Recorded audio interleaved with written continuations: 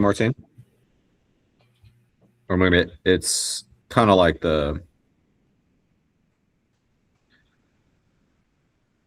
it's like they're directionless. There's no. Yeah. Like with the Giants a couple seasons ago, people were like, we don't mind. Giants fans don't mind the team is bad. They'll still show up, but there has to be like a direction. And then the last 2 seasons ago, people stopped showing up. And then the owner's like, oh shit, like we have to like not just roll out nothing. And so they made hella big changes. Like they added Buster Posey to be the GM, who's like the fan favorite, and he's good. And they made hella trades like this season. It didn't work out, but fans were like, okay, we're gonna go to the games now because you actually are like doing something. Yeah. And it's a hella forgiving fan base, both the Giants and the Warriors, in my opinion. Soft forgiving. Yeah. Forgive everything. Just gotta preserve the right imagery. Yeah, one of our friends always joked the Giants are like the whitest team in the MLB. And then, Warriors trying to catch up. Yeah, but then they actually started getting Latino players, and like, oh, what do you know? The fan base is excited. For now, as long as they stay in their place. Yeah. I mean, it just seems like, we go around and argue about what the Warriors should do. It just strikes me as their front office is probably arguing too. Like they're not really. We pretend like they have some kind of master plan that we're trying to decode, like we're trying to figure out their direction, but they don't have a master plan. They're just like, does this move improve us now marginally without harming long-term flexibility? And for us to just make a big move if it ever presents itself to us, and then we just keep kicking the can down the road. That's not like a long-term strategic planning in an organization because they can't actually get on the same page. That's Lakers GM strategy. Is we're a destination. We'll just be able to trade our way into a superstar at some point because it happened one time with Kevin Durant. It's like, oh yeah, like that's the game now. We'll just do that. And that was literally the season after they broke this single season win record and beat the Oklahoma City Thunder in a really tough contested series and broke his heart. And that whole team broke apart after that. Like that was such an outlier moment to be acting like that's just the option now. Because what have they gotten since in trade that's been like move a needle in any kind of meaningful way? I mean, Wiggins, right? But Wiggs was considered a broken asset at the time. He wasn't considered a superstar or even an all-star, right? He was like, oh yeah, he's basically a bust. Well, and that was a result of KD being nice to us and letting us get D'Angelo Russell in that signing trade. Exactly. So it wasn't even like the Warriors had the foresight to like keep that spot open. Yeah, it was. You're right. It was Durant doing a solid and being like, "Cool, we'll work something out where you actually get something back instead of me just piecing out." I mean, a couple of weeks ago, I said like this is the most important moment since the decision to not trade Klay Thompson for Kevin Love, and basically it was kind of like more or less saying, hey, are you guys is this regime just a product of the success of having Curry and Klay and Draymond, elite players, or are they an organization? And ultimately they picked Steve Kerr. They lack the scouting ability to see what they were. They got duped into thinking that the Jimmy Butler era was like something, like they had something there. And it seems like they just really leaned into that. They couldn't pick Kuminga over the coach. It's wild. It's absolutely wild. I was gonna say they remind me of, I mean, you see this happen with veteran teams a lot, right? You see this where you have some core, some superstar who's getting older and wants to surround themselves with vets, players they played with before, players that they trust. And you kind of, how long can you stretch this delusion that like we just need another old guy, we just need another old someone who's been there before, someone who's a champion, who's whatever, right? Makes me think of, we talked about this in the past, Mondo, the Lakers when they brought in Karl Malone and Gary Payton and that whole thing, and it was just like, oh yeah, no, let's just get these vets in. And there was a lot of drama that happened as a result of that, but like in the fallout, what happened? The Lakers fired Phil Jackson and kept Kobe Bryant. Phil Jackson. And then they had a few years of being kind of useless, right? And Kobe scoring all the points, but then they brought him back, and it was under a different understanding of like, this is Kobe's team now, and so like now you're working with that, and then they got new championships. And so like on one hand, I think there's a little bit of it's kind of understandable that you get this like veteran core that thinks like we just need people we can trust and we can do this. But I just haven't seen that work yet. I can't think of any time that I've been watching where an old core brings in more old people, including Kobe trying it the second time when he brought in Steve Nash. So like what where's the end game of that logic, man? Where does that go? How do you not realize that the failure of the 2-timeline system was just not committing to the 2-timeline? It was throwing that second timeline to the side on the back burner, not even on the back. The back burner doesn't even have a flame lit on it. Just go sit on those bunk ass coals over there, so we can continue like what's going to be good for us this week.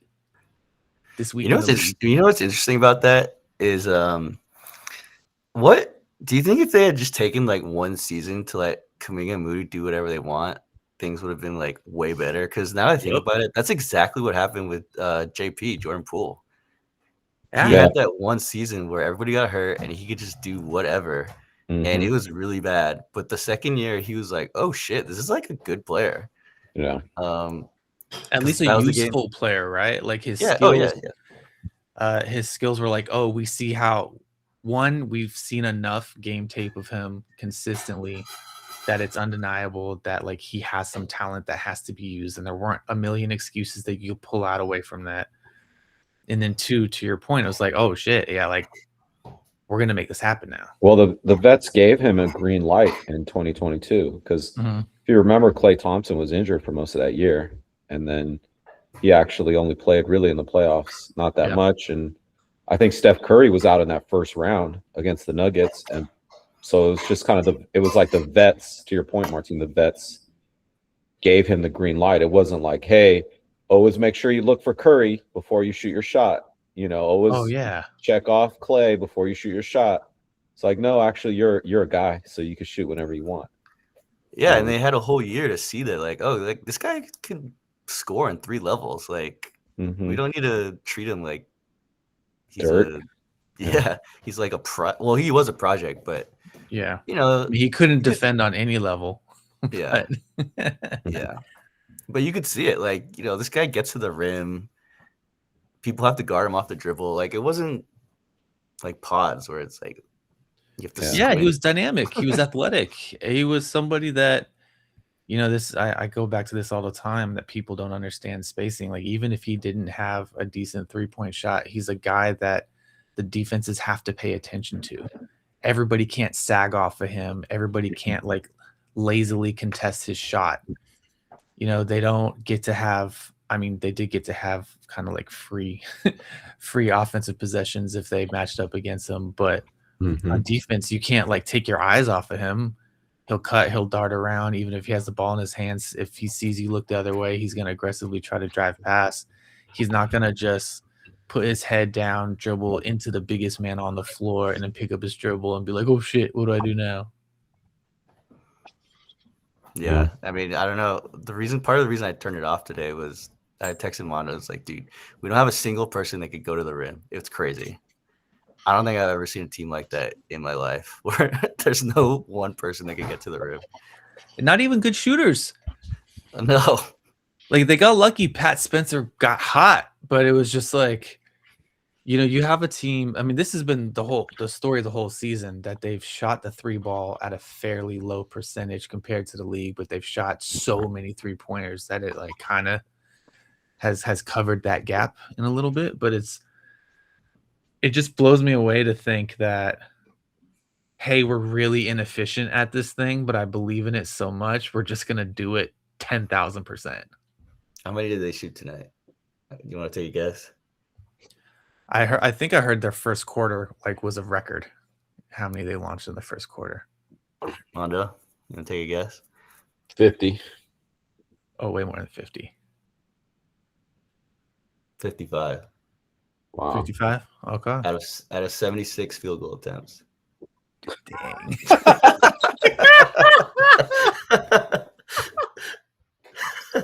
How much of that was just like not being able to get inside of the 3-point line with any kind of offensive pressure? Like probably literally like 80% of the attempts, at least. I guess this is like why I watched the end of that game, because they benched Pods, and they actually played a defensive lineup, and it was Moses Moody, Melton, and GP2, and like the Suns could not get into their offense, and I think that's kind of like I talk about the original sin was extending Steve Kerr in Jonathan Kuminga's third year. And like it was at that moment where like the owner was in the press conference like, why aren't you playing Jonathan Kuminga against the Nuggets?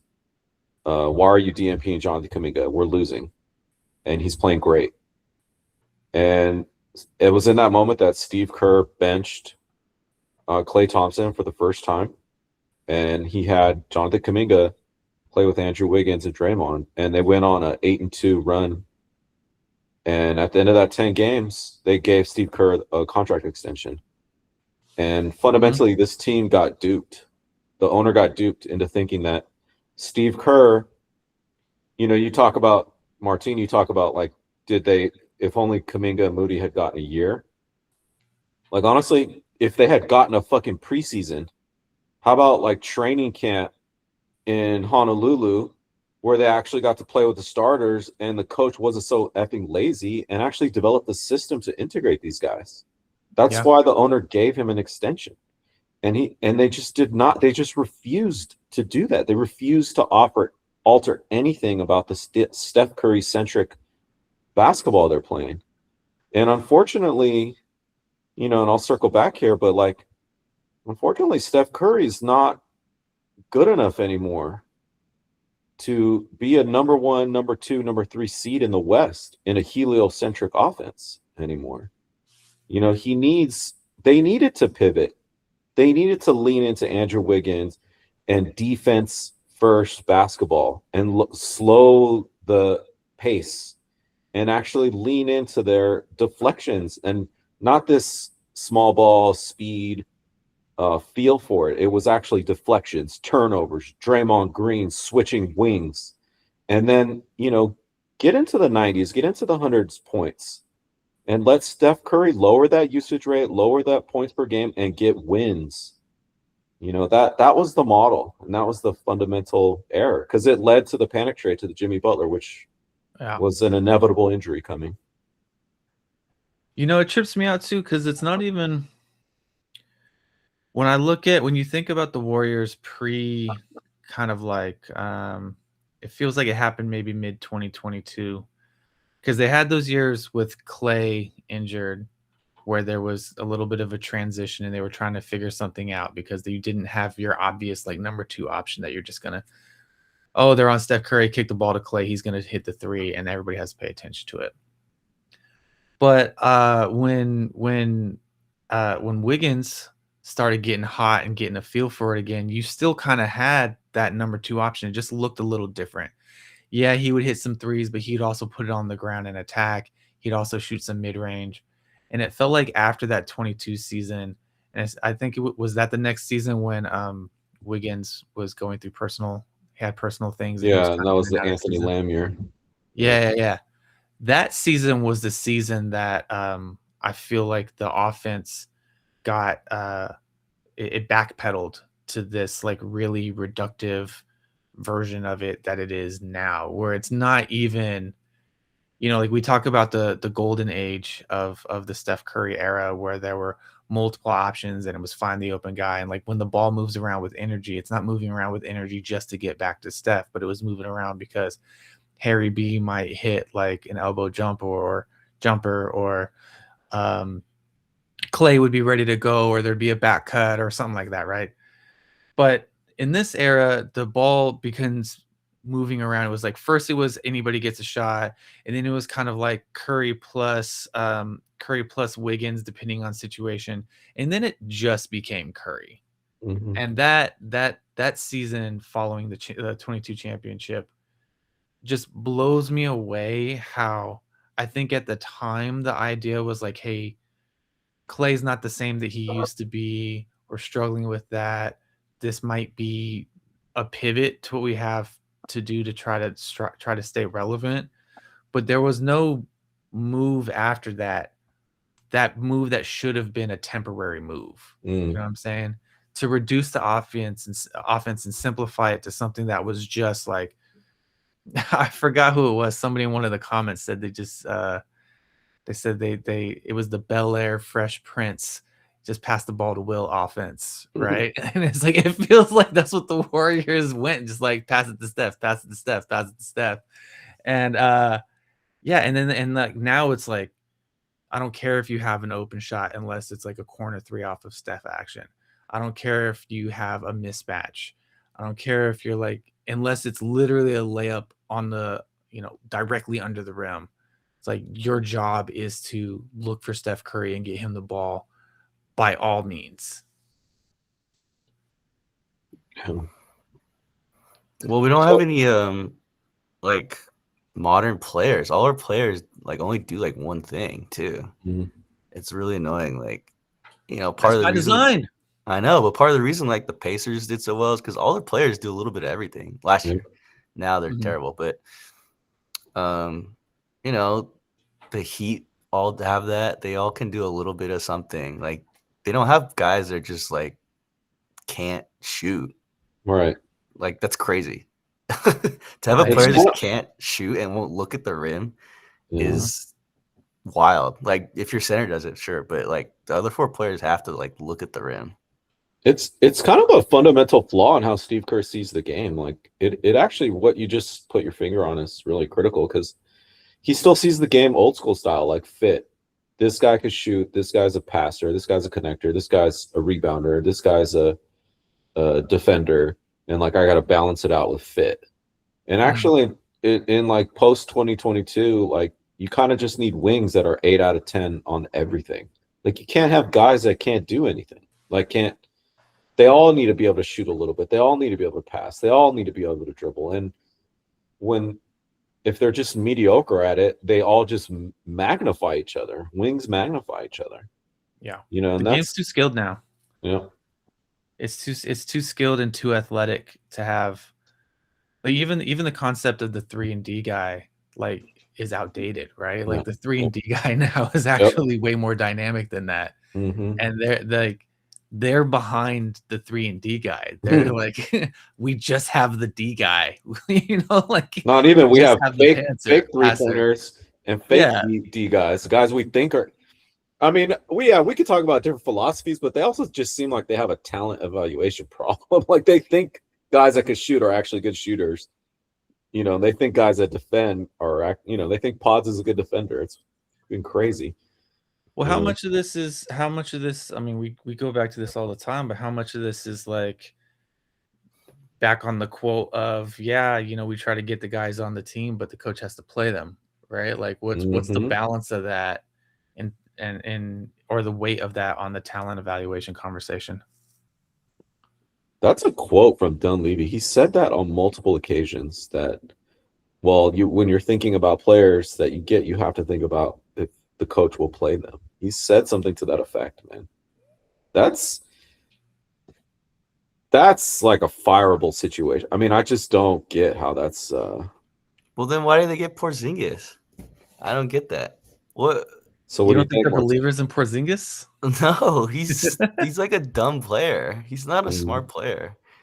Yeah. I don't know. He gets shredded in playoff pick and roll, like badly. He can't read it to save his Routinely. life. In the He, East.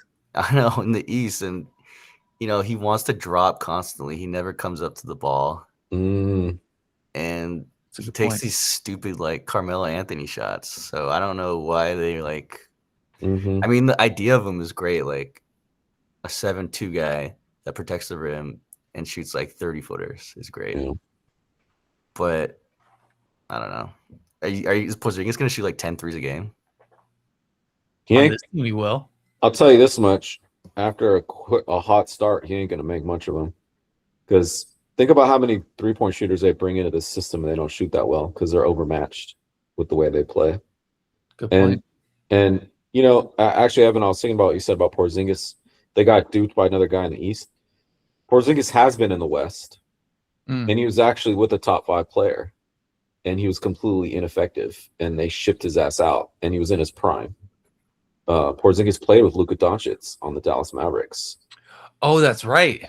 and That's he right. was totally unusable. They They're like, shipped he's his ass gotta go. out. I forgot. Totally forgot about the Dallas Yeah. stint.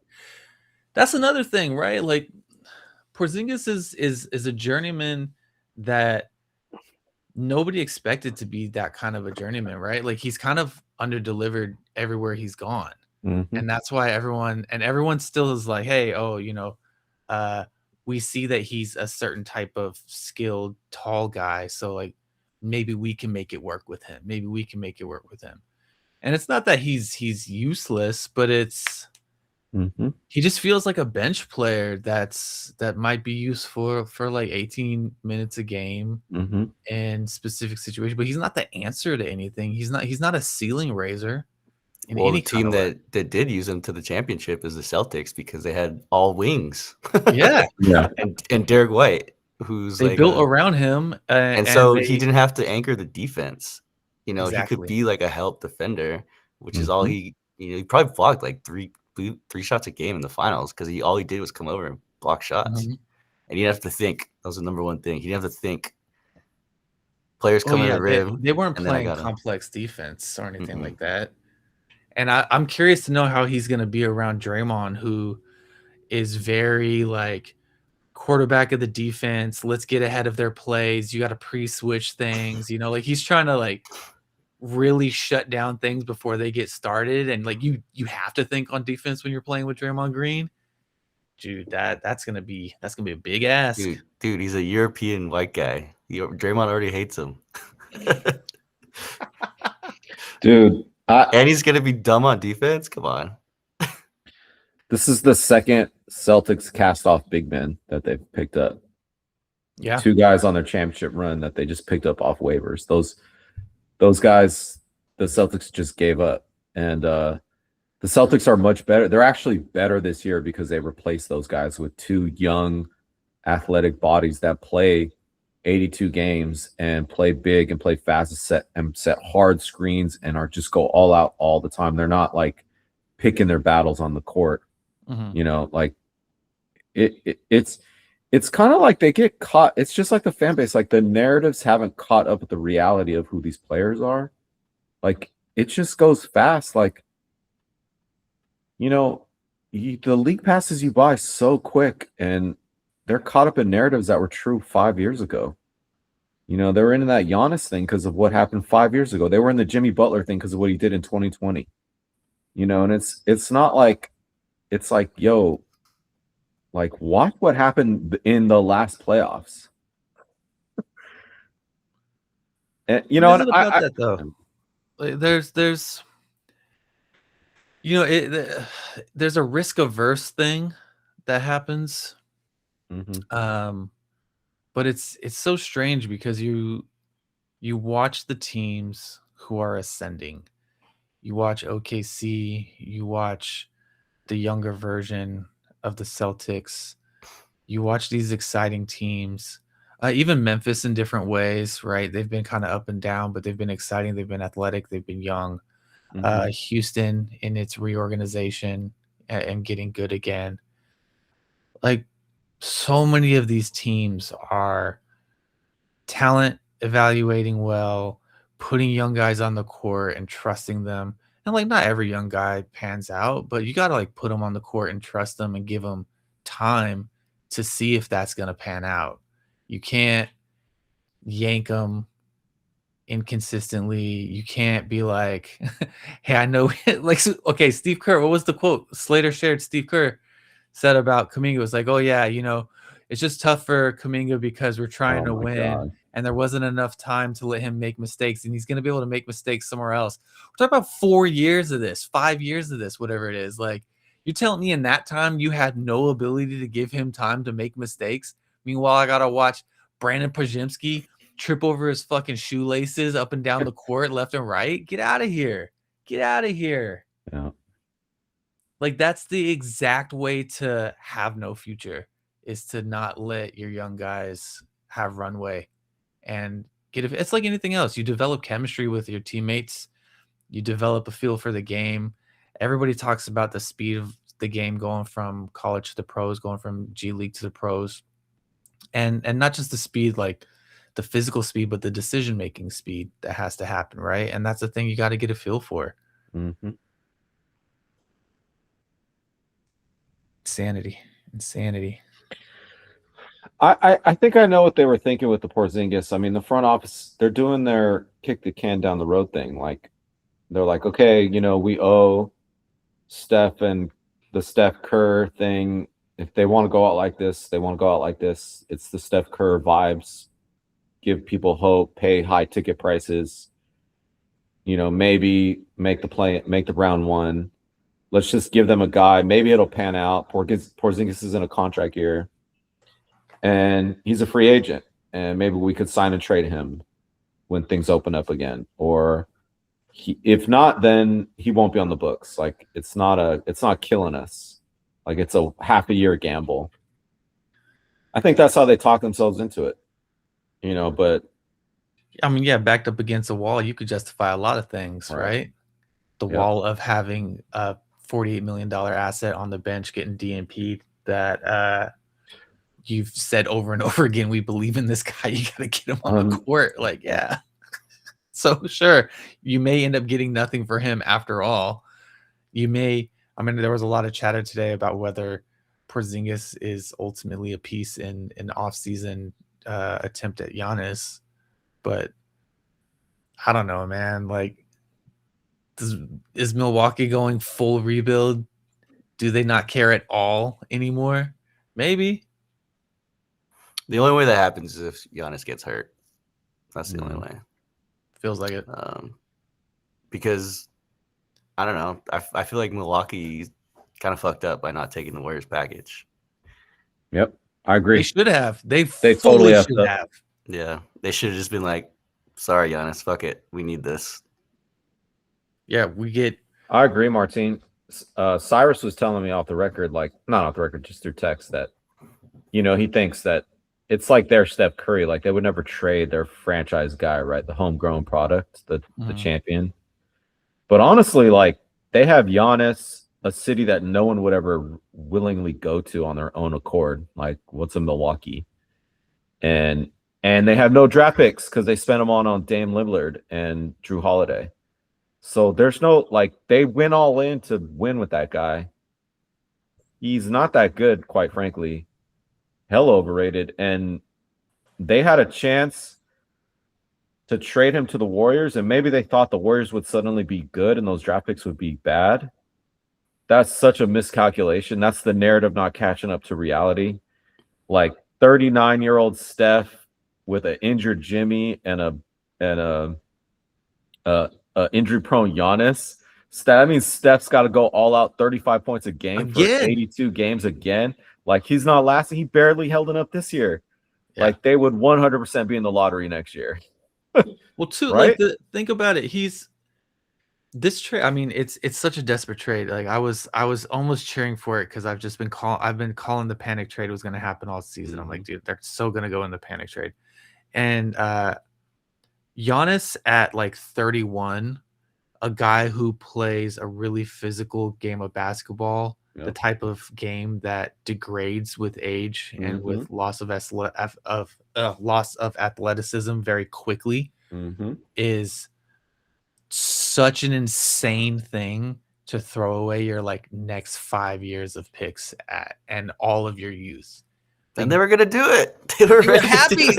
They were gonna be they happy. were begging. Like, please let us throw away our entire future. 4 unprotected picks. Unprotected. 0 protection they were offering. And the Bucks said no to that. I mean, they're gonna get like 2 tops, Yeah. 2 protected this summer. You don't think they've calculated that they're just gonna get more in the offseason or get something else back for it that they actually want, not like Podziemski and Moody. And like I love Moody, but like yeah, I guess if they had their eye on like a couple players, that makes sense. Maybe their play is like, hey, if we send him to LA, we're gonna get like another young piece that doesn't leave us with fucking nothing but picks, right? And maybe that's the calculus there. Yeah, that makes sense for sure. But I don't know. He's a free agent, and he could just be like, I'm not gonna sign there. So yeah, you don't want to be the downside of Toronto Kawhi, which is they don't win the championship, and you just gave up hell shit. And he's gone. Yeah, right. Yeah, and he's gone. If that's the case, if it's that they wanted a better blue chip prospect than Kuminga, then it really does behoove. It really does focus on the fact that the Warriors didn't have a coach that was aligned with them that would actually play and feature Kuminga. He had him DMP'd. So that means the asset was degraded. And, maybe they're thinking, like we could trade him for someone who actually has a top 4 pick. We just wait to see who has a top 4 pick in this year's draft. And then we'll do it. But it is hard for me to think what's a contender that would want Giannis that is also going to have high draft picks. Like what team is that besides the Warriors? Not sure. Well, I mean, to your point about the degraded thing, like that's just look at what the trade was, right? Like last year, there were all these like we refused to get rid of Kuminga without some first round picks involved, without something like that, and it was like literally Kuminga plus another player for Porzingis, right? Like, unbelievable. Like that's such a like shitting on your own asset. Well, that's insane. I mean, how many times have they done this? They did it with the CP3 slot, and then to get CP3, they sold low on Jordan Poole. They should have just traded him during the season, and then they're like, no, we're gonna just kick the can down the road, and everyone's like, oh, this is over. Right. And we had to pay a second to get off of him. Light years, or man. first. And it's like, dude, we got CP3 who's not even in the league anymore. That I guess that's what really gets me about all this shit is like we were saying this as it was happening, not in retrospect. Yeah. Like I could watch Chris Paul get 30 minutes in a 3-guard lineup, which effectively made him a small forward, and say this guy doesn't belong in the league, let alone playing 30 minutes on the Warriors. I could watch Klay Thompson play 30, 35 minutes and say this guy's not an NBA player anymore. I could watch Podziemski and see him get 35 minutes, same deal. And now it's kind of like that moving goalpost. Why are you guys shitting on Podziemski? He's playing 15 minutes. He's a backup. But it's like, no, they spent 3-4 years giving developmental minutes at small forward to these non-NBA players when that's Jonathan Kuminga's position at small forward. It really, and Moses Moody, like, it's just such a total fuck up by Steve Kerr and his enabler, Steph Curry. It's such a total fuck up.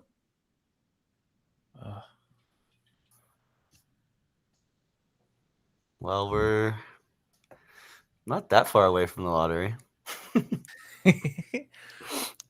we lose like 5 more games. And they just got to lose the play-in, right? Yeah. Yeah. That would be the like cherry on the top of a beautiful season of playing playoff intensity basketball from opening night, trying to convince everybody that this was going to happen. That's why you got to sit Kuminga. That's why you got to worry about all this fit, blah, blah, blah, blah, blah. The only reason we didn't win the championship last year was because Steph Curry got injured, which is totally unrelated to his usage the whole season. Dude, what are they doing? You know, part of the thing with getting Porzingis now is like they're gonna try to have this fake run, you know, for like feel good Curry vibes. But Curry's actually gonna get hurt. How did they not learn that lesson? If Curry goes all out for 35 points, he's gonna break his Achilles, and it's really bad. They're definitely not getting Giannis if Curry gets hurt. You know, that was another reason why I thought the Bucks should have definitely traded, was like Curry is going to get hurt at the end of the season. And if that happens, then the Warriors are no longer going to want to make that trade. You know, it's going to be real rebuild time. You keep bringing up this phrase, and I don't know how much you talked about it with Martine, but I really want to highlight this Steph Kerr vibes era that's been going on. That's very when you mentioned it to me earlier, it just felt like a perfect encapsulation of the post 2022 era of Warriors basketball, where it's not actually about being a serious team and getting wins and looking at the things that are going to move the needle in the wins market, but it's about selling an experience to the fan base that's going to justify the high ticket prices and make you remember. Like, the whole offense is designed around, you know, getting these highlight clips of Steph Curry hitting these like off-screen circus shot 3-pointers over 2 defenders. So you could be like, oh man, you remember strength of numbers? You remember when we were winning all these championships? Remember look how good he is, right?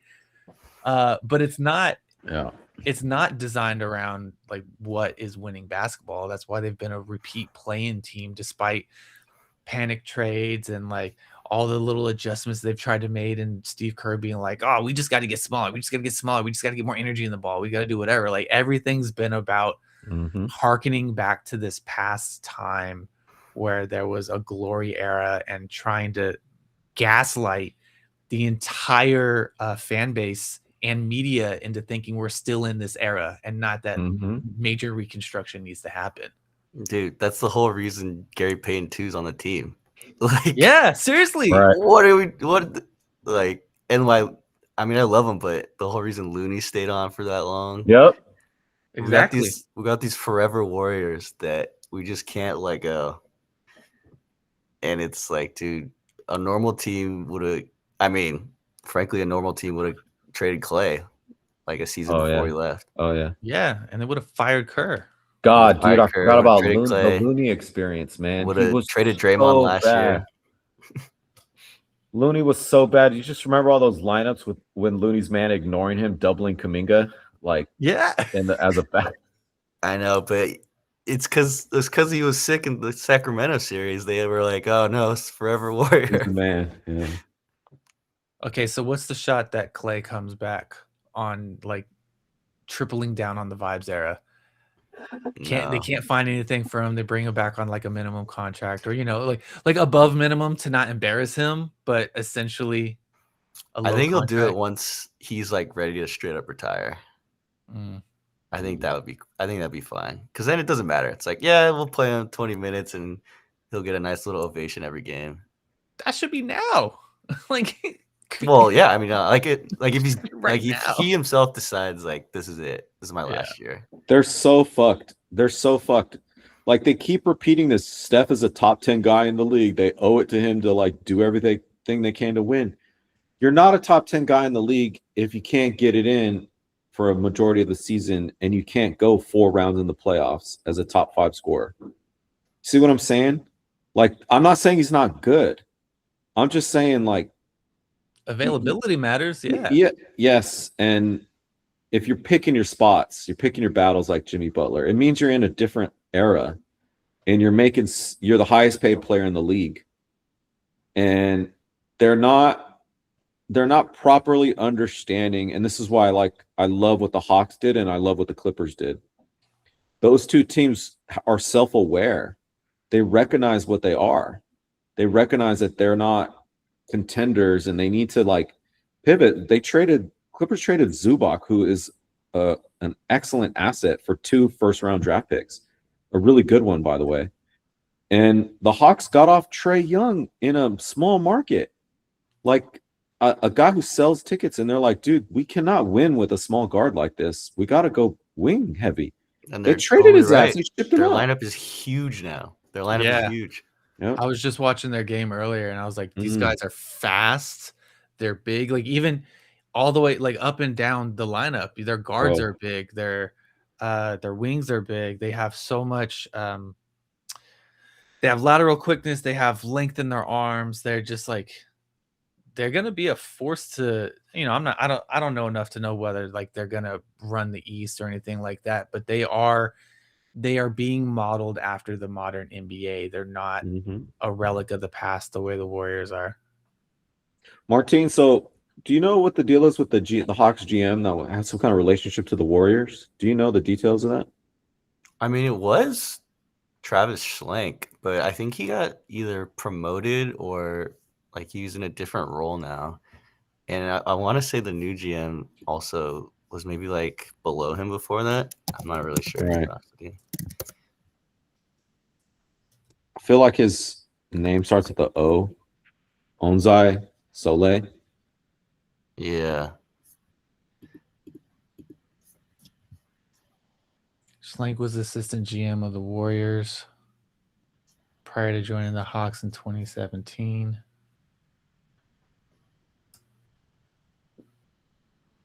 So he's the GM, and he was a strategist with the Warriors when they had Kuminga. But I kind of want to know more. I want to know a little bit more about that, because I wonder if maybe there was a secret hidden exodus after Bob Myers left of a component of the Warriors front office that didn't want to play curveball and they wanted to go wing heavy. And he left, and because it kind of seems like that's what they're doing over there. And I'm curious, and he brings in Kuminga knowing his value. So that's interesting. I'm wondering if this is literally the anti-Kerr team. I mean, I'm kind of talking myself into it, but in our headcanon, headcanon, 100% the anti-Kerr team. Fan fiction. Yeah, the Damian Blackfire. I like the idea of that. It is to me now. This is the guy that wanted to pivot to Kuminga, and so he went to a whole other franchise. He masterminded this 3 years ago. Oh man, I'm happy Kuminga's in Atlanta for a lot of reasons. Again, looking at that team and what they're about, running much more conventional offenses and not Steve Kerr's ring around the rosy ball. Young players, great city. Martin, I was talking to Armando earlier about this, like Atlanta being the most proudly Black city in the country that has rich roots to Black civil rights struggle, rich roots, or not rich roots, but like rich culture in the arts, in fashion, in Black entrepreneurship, everything. Like it just seems like such a great place culturally for Kuminga to thrive versus like the peninsula. That's just so like, oh my God, yeah, complete opposite of that. The Silicon Valley, like AI cultists who think like their job is to usher in the future that exists past humanity. And they think they're so cool for it, like it's just insane to compare these two environments. And I'm so excited for Kuminga to be there. Yeah, it's true. He's probably gonna feel great walking down the street. He's like, holy shit. They're gonna be like, hey, you can't go too far outside of the city, just as a heads up, by the way, but here you're home. Dude, exactly. Like I'm really happy for him, and it's I think people talk about like the right environment and him being on a loser team, or that there's going to be guys in front of him. I think it's really easy, and I talk about the goldfish memory. It's really easy to forget how fucking skilled Jonathan Kuminga is. Like, this guy has elite basketball skills. And I know sometimes those turnovers get into people's head, but I see the circumstantial reasons for that. And as I've talked about before, dribbling is the main skill that improves as a 23-year-old basketball player.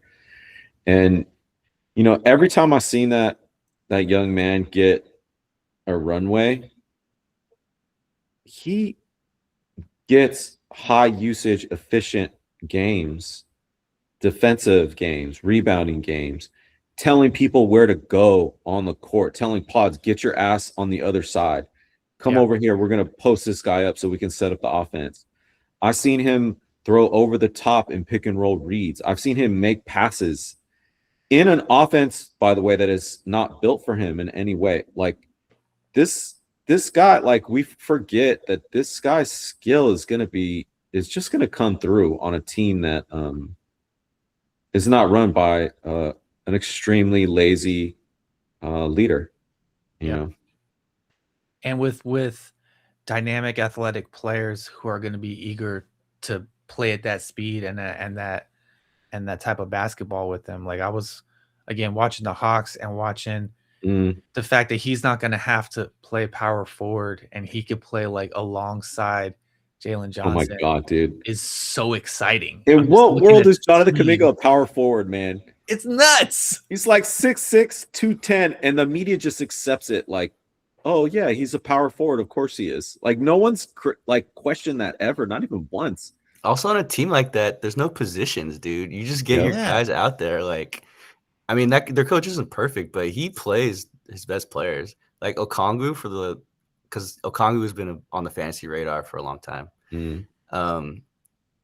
He just played him when they had another center because he was like, dude, this guy's too good. Like, I can't not play him. Wow. And now they played him. They're starting center this year because Porzingis got hurt. And he's been balling, dude. He's been great. Yeah. He's so good. He's so good. And if they just get those 5 guys out there, Daniels, Johnson, Kuminga, Okongwu, and then I guess McCollum, even though he kind of sucks, but probably someone else. McCollum came about Mikhail Alexander Walker.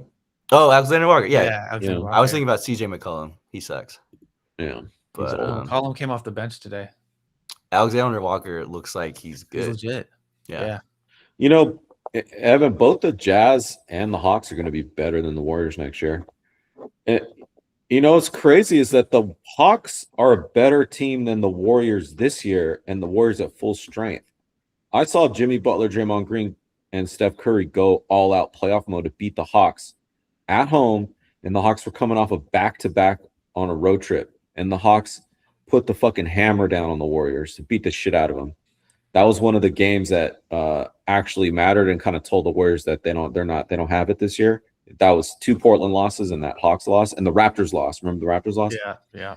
And that was like, I was like, damn. And they just traded them Jonathan Kuminga.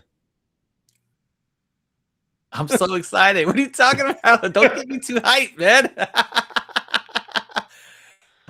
The world where you know, in this whole Jonathan Kuminga drama, the various sagas of it, it was always like, okay, so he's gonna get traded somewhere, and you know, what's coming back, or right, you know, the idea was gonna be that whatever was coming back was gonna be the big trade, right? The whole time, which is why this trade was wild.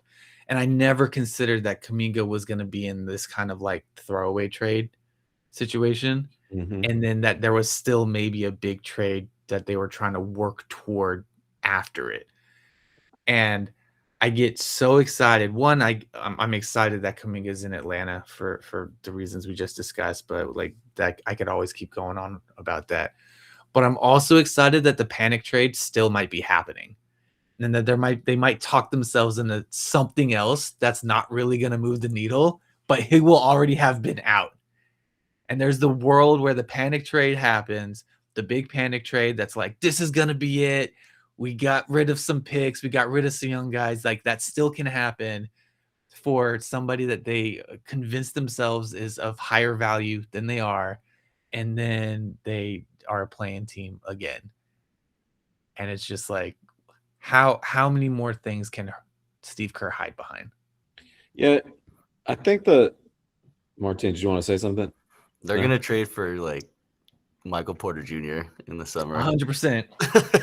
and people are gonna watch him play and be like, "Oh my god, what is going on?" Yeah, one thing that might happen is Porzingis might play pretty well because he's in a contract year, but it's not going to work out in the play-in or the play-in. Like someone will be injured at the end, either him or Kuminga, or him or Curry or Draymond. One of the three will be hurt, and then it'll just be like, oh, what do we do? They'll just be like, what do we do? We don't know what to do. Porzingis is pretty good. Should we run it back? Wait for Jimmy? Like, maybe we get Porzingis at a lower number? Like, it's just going to be the same, like, holding pattern on the long lost road to hell. Like there's no master plan. Like they're just kind of like seeing how it goes. Does that make sense? Like, Yeah. It's like the marriage, is terrible, but you kind of just get a puppy. Just get a puppy. We just got to take a trip to Disneyland. Just one. Let's move. This next thing is just gonna fix it. It'll work out. It'll all work out. I promise. Yeah. It'll work out. Well, the fact that they are even entertaining the idea of waiting for Butler is insane to me. Oh my god. It's like, We're talking How about real do you think that is? Do you think that's a real? 36, 37-year-old that's gonna take a year-long injury if he's healthy and like spry. he'll come back after the All-Star break next year. What were you talking Jimmy's not about? playing. Why would Jimmy play in that circumstance on the shitty ass Warriors? Like Jimmy's not gonna stupid. He's not stupid. Jimmy's gonna try to get another contract. It's better to get it off hype than actually show that you're like Don't have it after don't this have it injury. anymore. Yeah. He's not playing it. He's not playing the Warriors. The only reason they put that out there is because the Bucks didn't want him. That's why that got put out there. It's the worst, one of the worst contracts in the league. The only reason it's not the worst is because Paul George and Joel Embiid exist. But aren't you so glad they didn't pull the trigger and try to make force the Paul George trade too? Remember that? No, I wish they would have. What was the mechanism behind that? Huh? Who are we gonna trade for Paul George? It was going to be Wiggins, or it was going to be Kuminga for Paul George, I think. Yeah. Oh, right. Kuminga, I think it was like Kuminga picks and like some other role player. I don't remember who it was. That's what they wanted. That was their guy. That was their talent evaluation, was to get Paul George. Perennial fold. It leaves much to be desired. I would not. That just really like that. Oh my god! Can you imagine how good the Sixers would be if we did that? Oh man, it'd be like the 2 seed. Oh that's my a god! good point. Yeah, but they wouldn't have that rookie, right? Yeah, they wouldn't have Edgecombe. Yeah. Yeah. That's hilarious. Yeah, I don't know what the path is for the Warriors to reconfigure. We can't even map it out. Like, how do they even pivot to rebuild? How do they even execute that? Well, the thing I wonder is like, okay, so Curry's gonna retire at some point, and whether you fire Kerr now or don't, there will be a future without Kerr and Curry. And if you can't get some young player that has talent, that has a good personality, that has a lot of upside to be an attraction, like that, like there's this assumption that the Golden State Warriors are just a big franchise now, that they're a destination franchise now, that they can't go back to obscurity because they don't have the most exciting player in the league on their team. And they need to really take into account the idea that once this era is over with, they might just be an obscure small-ish market team again. Mhm. And the valuation of the franchise is going to drop. The ticket prices are going to have to drop. You can't just say like, oh, well, now Curry's gone. We have money to spend. What big name wants to come play at Golden State now? Like, you need something to attract people. There's no to that point, I mean, there's no free agents anymore. Yeah. Like the way to win now is through the draft. And like the cohort of guys that would be ready are just don't exist. Like the whole Zion Williamson, Ja Morant era of players, Luka era, like that's they didn't pan out. Like we're all the guys that are next up are like 23 and under. Mhm. And I guess Anthony Edwards is there, but like all the guys that they've looked at over the years are old as fuck, dude. Kevin Durant, Jimmy Butler, Paul George, LeBron, Jimmy, now Giannis is 31. And I said this last night with Andy on the podcast, like the Steph, Chris Paul, LeBron playing till they're like late 30s has like skewed everyone's expectations. Now everybody thinks these guys are going to be good till 38. And, growing up, like your prime has always been to 32, 33. Yeah, And and then you're out. by 35, you're done. And 36 done. And like now basketball's NBA ball is even harder. So I don't think it's suddenly because of modern medicine or modern thing. Suddenly everyone's gonna play till 38. I mean, don't you think? It's like No, I think that we just had a few outlier cases. Yeah. And not only that, one, Chris Paul's been bad for a long time. He shouldn't Right. have been playing as long as he is. Two, LeBron is just a physical freak. He has LeBron's a been god. what's that? LeBron's a god, dude. It's Yeah. like- But even LeBron's been managing his Yeah. minutes and his body and his effort for like 6 years. I mean, it's not like he's been playing at the same intensity he did when he was in Miami. And then Steph happens to be the guy that has his superpower is the skill you don't lose over time is your shooting, right? Like that's a thing we've seen before with Ray Allen, with Reggie Miller, like with all those types. Like you can keep a sharp shot long into your career, but usually that relegates you to being second or third banana on the team, not we continue to funnel the team around getting you your shot. So like there's these three specifically like kind of high profile cases that all have context to them that should not indicate that this is just a regular thing. Mhm. You're not seeing big men stay around for that long. You look at what's happened to Russell Westbrook, that they're all the Westbrook apologists and all these things about like, hey, people were giving him too hard a time, but no, they weren't. No, he was terrible. It's been terrible.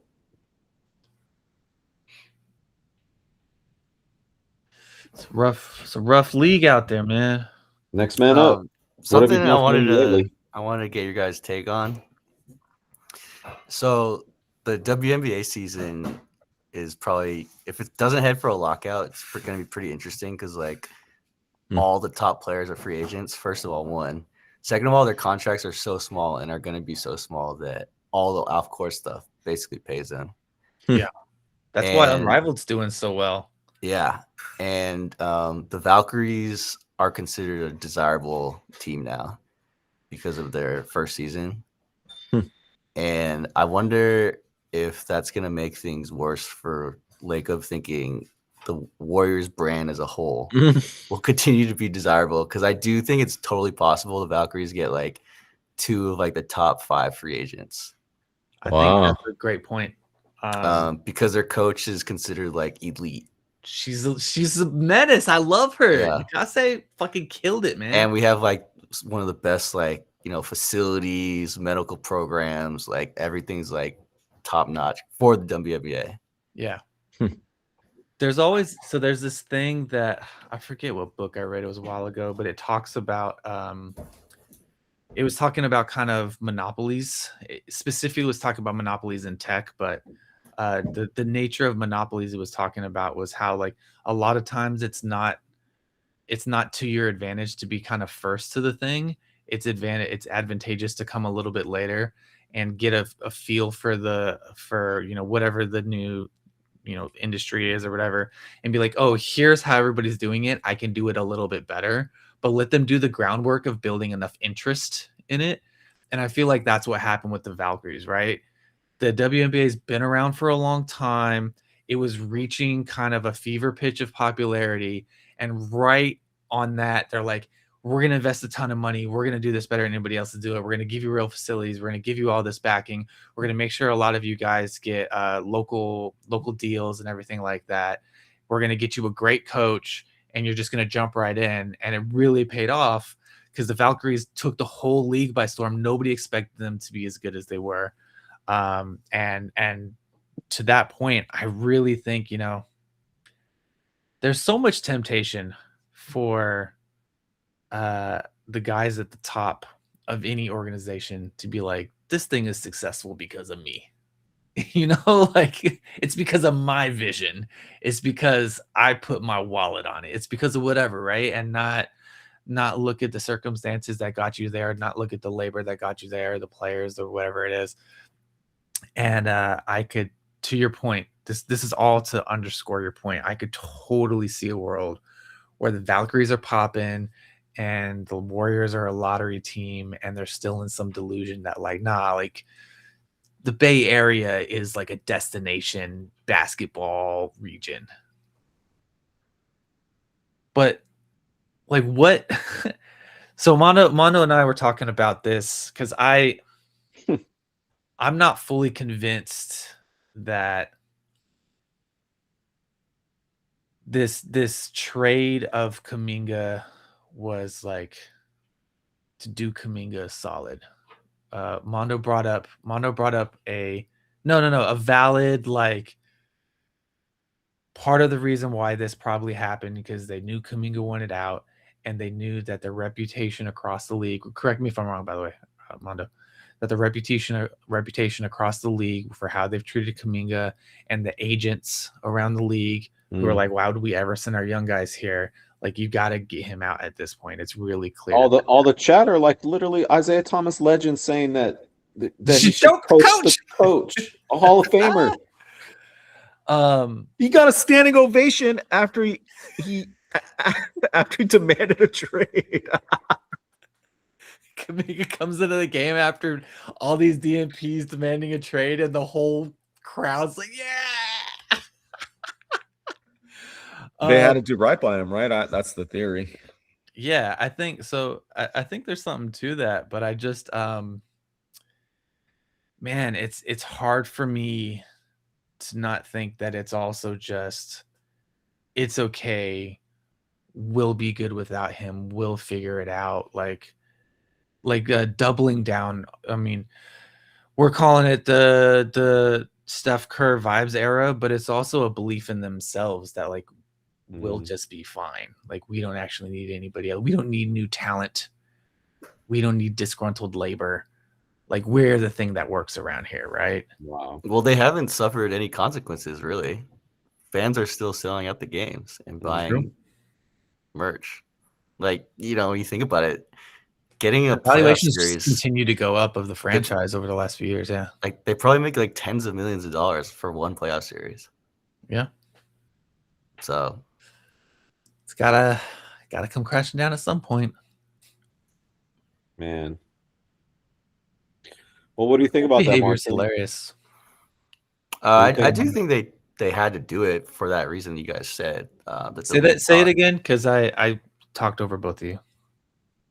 I do think you guys are right in that they had to trade him because the league talks. Like, you can't just kick the can and just start playing him after you DMP him. Right. Like that. That's crazy. I don't think they trade him to Atlanta, if that's what you guys are saying, for that reason. I guess my sense is like they could have just kept him, but I don't know. They're playing it off like it was so toxic and they didn't like the way he sat out of that Thunder game. And so it was just like, but I think he asked out and they mistreated him. And I think what I had said was that, or someone had sent me an email basically saying that, oh no, it was a chat on me and Andy's stream that we did last night, and somebody said they think that Lacob had to promise Jonathan Kuminga that they would trade him if Kerr didn't play him again, if he DNP'd him again. And because Lacob was telling him, like, just hang on, like, this Kerr thing is not gonna be here forever, and we believe in you. But then they didn't stand up for him, and it got even worse. And the coach badmouthed him again, and after he played well in the beginning of the season. And I think maybe they had to, like, you make a promise to a player to sign a contract in this league. I think you have to honor it, because word gets around if you break your promise. That's what the logic behind that was. That makes sense. I mean, that's kind of what happened with Harden and Morey, right? Yeah, Morey's not working right now, so you can't go you back. Can't break a promise. The handshake like that. Well, I hope that's the case. Honestly, it would be the most remotely honorable thing that the Warriors have done for Jonathan Kuminga in his entire run there. I mean, it's crazy. It's crazy that there's this.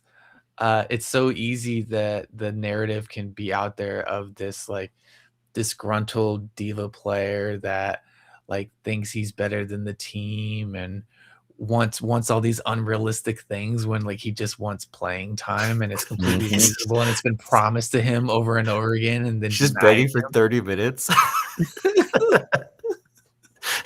That's always been asking for in the team meetings. You know, it's just wild. It's wild how easily these narratives pick up and just are assumed by the media and by fans. And you don't, it's not like I expect everybody to be into it as deep and want to read all the articles and listen to the interviews and the podcasts and the press and, like, discuss it and read between the lines and do all that stuff. But I mean, have some awareness, have some memory, just like a little bit of memory.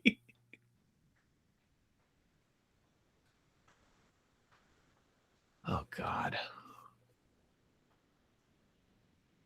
Crazy.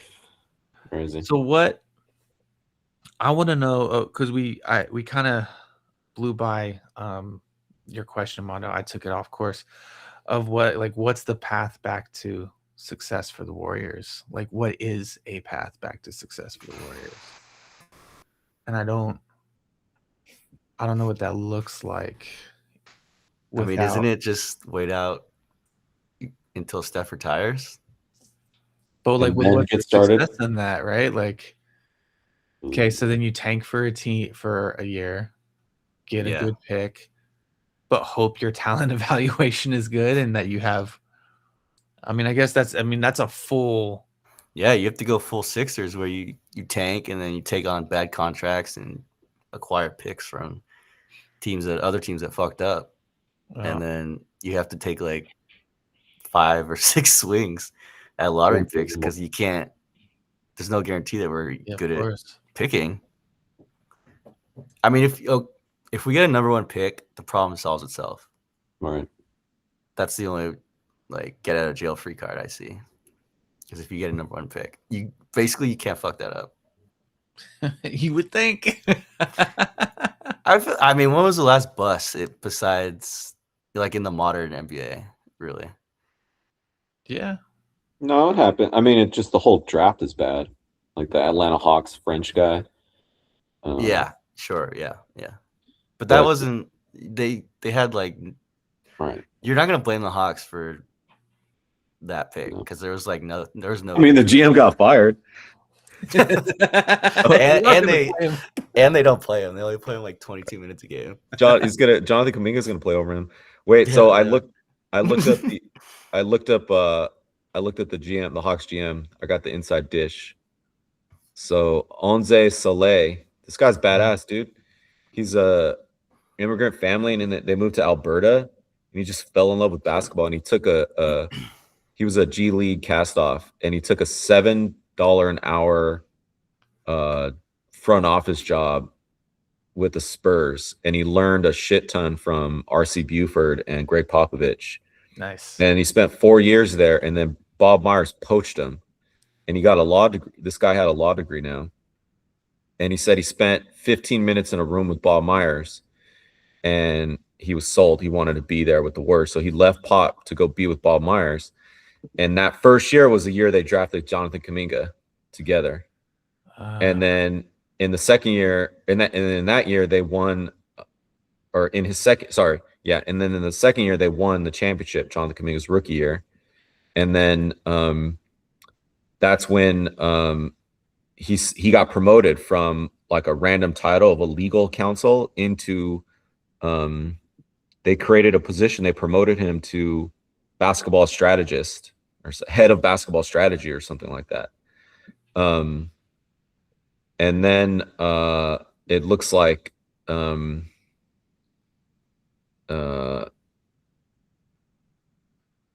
yeah, somehow he ended up on the. I got to figure out the story of.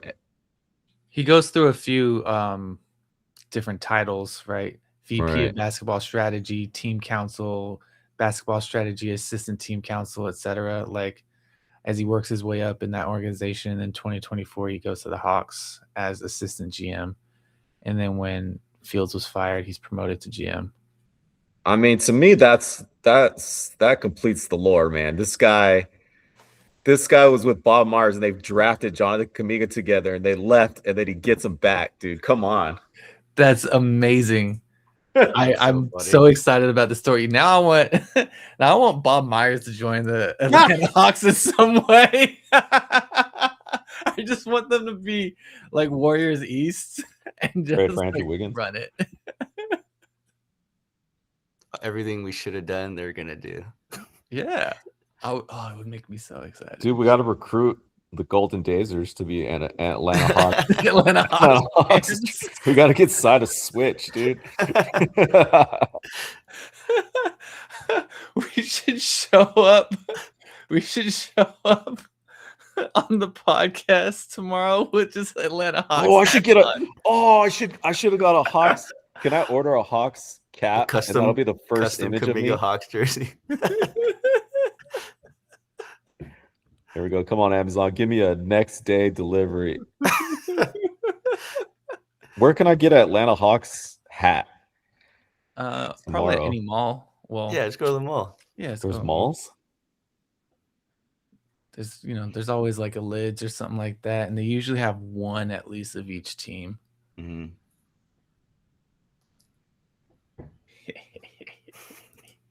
You gotta at least make your background like. Yeah, right. Hawks background. If there was any version of the Hawks background with Emperor Palpatine, it would be perfect. Can I find? Maybe I could find an image of Dominique Wilkins dunking on Steve Kerr in a Hawks jersey. Oh, that would be so great.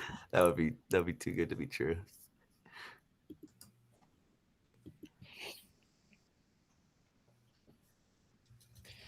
Yeah, another possibility, Martin, is that Joe Lacob sells the team.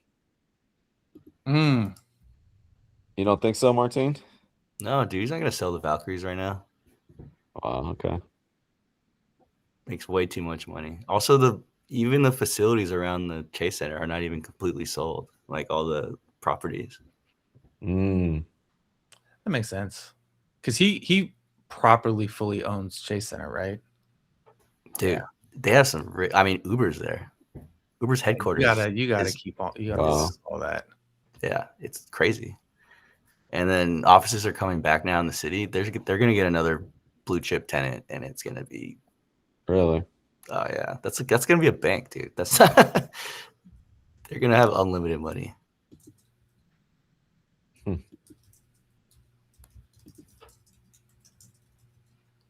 I guess you could AI Dominique Wilkins dunking on Steve Kerr. Well, at that point, I should just AI Kuminga in a Hawks jersey dunking on Steve Kerr with Steph Curry on hanging off Steve Kerr's back. With the Hawks like GM cheering. fucking Yoda on Luke. Yeah. Steph Curry being carried by Steve Kerr.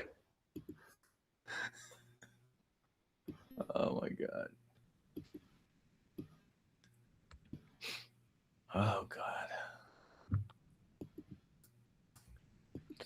Anyways, all right, guys. Thanks for chatting. Yeah, good talk. Good talk. That was good. That was good. Lot of fun to look forward to for the rest of the basketball season. This is great, man. I actually get to watch Jonathan Kuminga get to play basketball, man. And then we actually get to see pods get featured here. Crash and burn. I'm not gonna watch the second half of the whole season, probably. I that's my bugaboo is not getting to the rim. I can't watch these guys throw up 53s a game, 55. It just feels like what sport are you even playing? Right. It's kids, right? It's literally when you are an adult and you're playing children, you know, if you got some little like nieces or nephews or something, and they know they can't approach you, so like their whole strategy just becomes shoot from as far away as possible and just hope. It's just fucking prayers. If they're gonna shoot 55 threes a game, I'm not gonna watch that. Not even 55 threes off of interesting action or anything either, too. Yeah. No.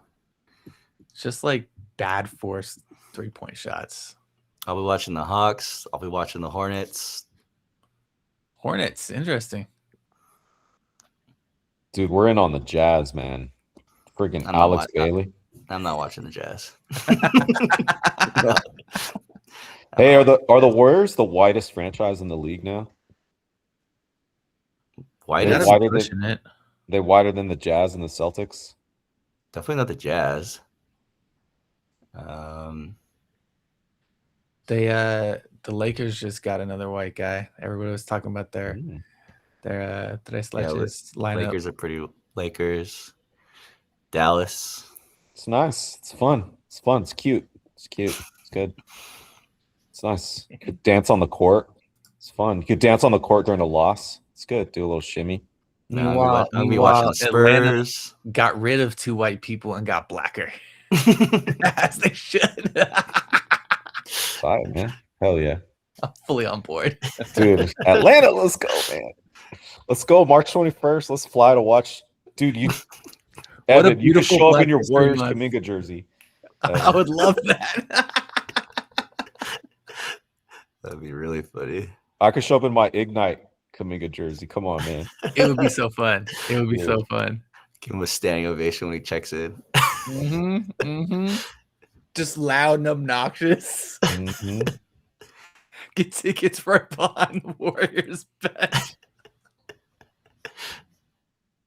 Oh my gosh. Love it. Oh my god, dude, the commentary of that. Let me guess, Steve. Let me guess. You need to go smaller? Is that what you're gonna do? You gotta go smaller? Why don't you just put pods in? Go ahead. You know what? Put them next to GP2 and Will Richard. This is totally gonna work against this lanky team. I just want to see Al Horford try to be on the court with Jalen Johnson and Jonathan Kuminga. Alfred, just you saying that made his knees scream out in pain. You know what? Also, I remember in Jonathan Kuminga's rookie year, Steph Curry came out and said that he couldn't get freed up from Jonathan Kuminga in practice. Like Jonathan Kuminga was on the second team, and he apparently was locking him down. Steph Curry couldn't get daylight, and GP2 was like, "Damn, dude, this guy's the real deal." I remember that. That was JK's rookie year. Well, good memories. You know what probably happened? Kerr told him to stop guarding Curry in practice. Probably took him off like, "Oh no, you're a power forward. Don't do that." Dude, all right, really quick. On fantasy, Moses Moody got a power forward designation on Monday.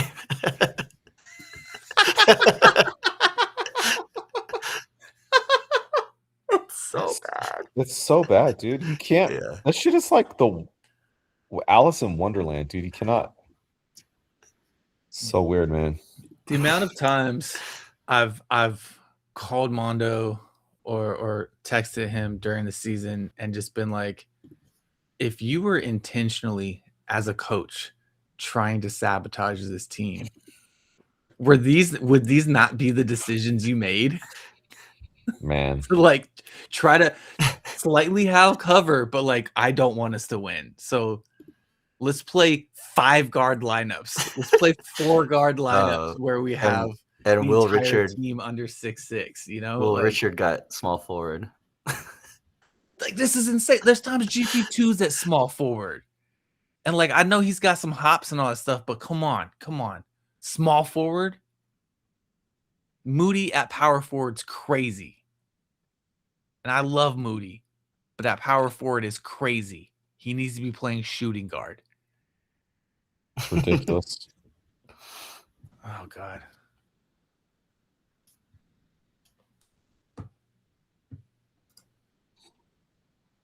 All right, guys, let's call it.